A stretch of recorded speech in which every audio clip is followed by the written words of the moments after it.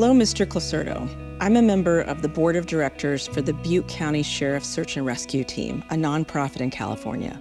Our team consists of 51 unpaid volunteers who commit hundreds of hours of their time per year to providing swift water rescue, technical rope rescue, remote area medical rescue, and much more to the citizens of Butte County.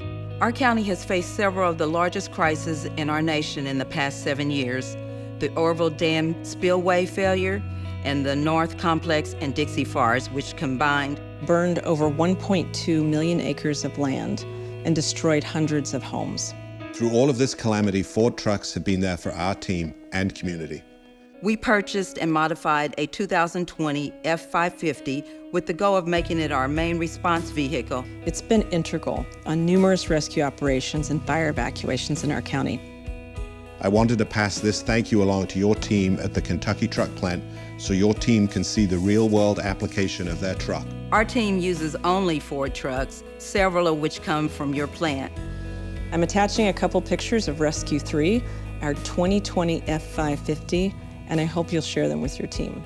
I also have news articles which show this vehicle on the scene of rescues in our area, including a swift water rescue I executed with 2 other technicians in January. Signed, Kevin M. Suka, BCSAR badge number 333.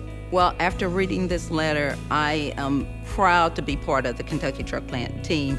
what this letter means to me in terms of how we operate on the Super Duty team. It really just means that we are, redoubling our efforts around durability and reliability of these trucks. Is that it takes all of us. It takes the engineering team to build these trucks. These are the trucks that built America. We have to deliver quality, and because he's counting on it. We can never take our eyes off of the customers who are using our products.